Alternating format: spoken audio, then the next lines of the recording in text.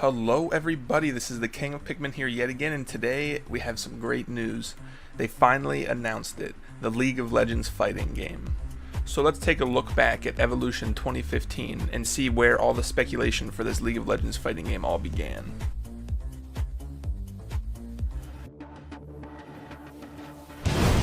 Let's get this over with.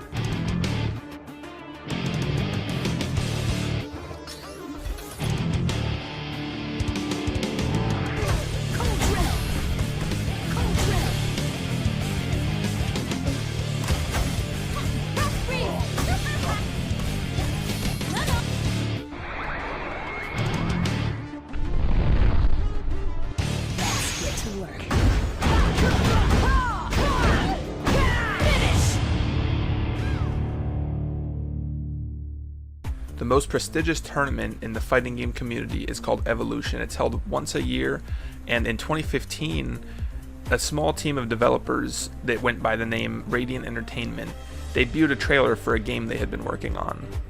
This game was called Rising Thunder, and they were creating it for the sole fact of making a fighting game more accessible.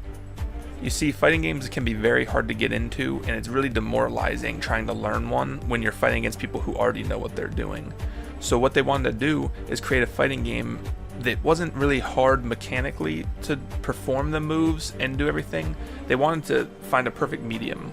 They wanted to create a fighting game that new people could jump into and not feel overwhelmed, but they wanted the OG fans and longtime fighting game players to also feel comfortable and at home, like it wasn't too easy.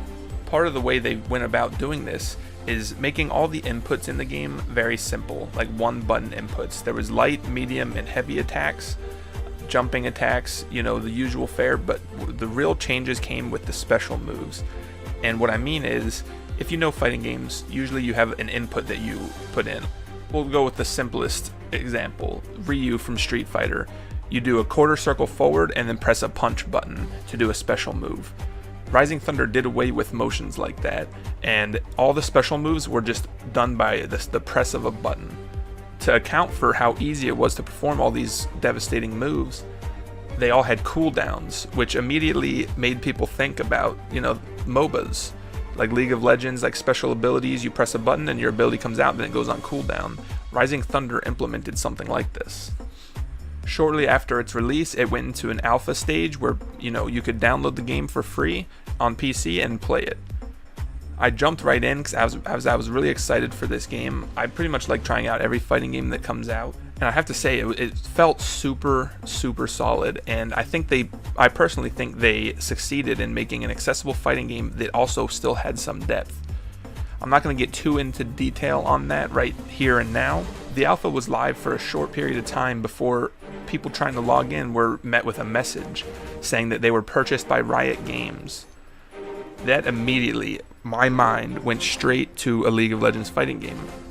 Why would Riot want to pick up this small developer making a fighting game that's accessible, but not only that, shared similar mechanics to Riot's flagship game, League of Legends? I mean, it's like a match made in heaven. Abilities from League of Legends could be used in a fighting game, and this developer, Radiant Entertainment, was already working on such a mechanic. From this point forward, I'm going to be referring to the League of Legends fighting game as Project L, as that is how Riot is describing it. Ever since that Radiant Entertainment message popped up out of the blue, and we knew that Rising Thunder was being shut down because they were purchased by Riot, we were in the dark. We all had our theories and speculation about a League of Legends fighting game, but none of it was confirmed or set in stone. That is, until today. We finally got our first little snippet of the game. Fighting game fan. We've been working on this for a little while, and we've always had to be so secretive. What I think League of Legends players expect from this game is different, but in some ways harmonious with what I think fighting game players expect from this game. Everyone wants a great game, but what we've been seeing is that people are really excited to see Runeterran champions like in a new light, even like from a new camera angle. And while it's still far off in the development, at least we know it's coming, and I can't be happier about it. I'm not going to be doing a full breakdown of the gameplay in this video, but in the next couple days, look forward to one. I'm going to compare Rising Thunder and the very small amount of gameplay we've gotten so far for Project L, and I'm going to see maybe if I can deduce what mechanics are carrying over from Rising Thunder.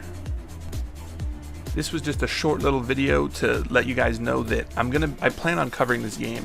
So if you're watching this and you're not subscribed, maybe you want to stick around, because when new information comes out, I'll be sure to cover it, and I'll be doing a breakdown, like I said, in the next couple days of what we've seen so far. As a huge fighting game fan, I can't explain how excited I am about this, because there's League of Legends has very, very rich characters and lore, and I've always liked that about the game. I've always attached to some of the characters. One in particular, once he released, is one of my favorite characters of all time. So I'll get to that in a second. But my point is, the gameplay itself never really did it for me. I played with friends because I love some of the characters so much, and it was fun to play. I'm not going to lie to you guys. But fighting games are where...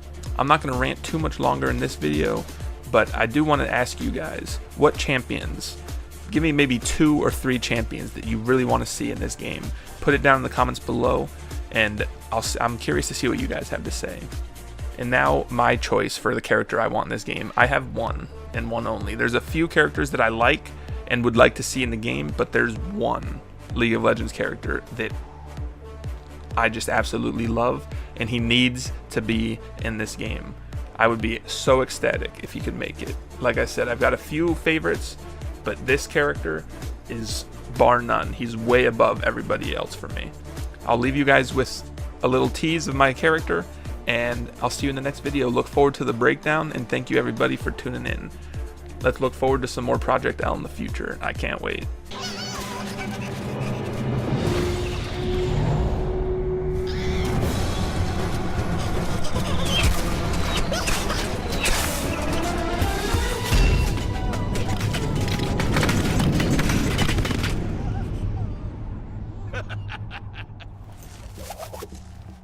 Next time, you get my back. Huh?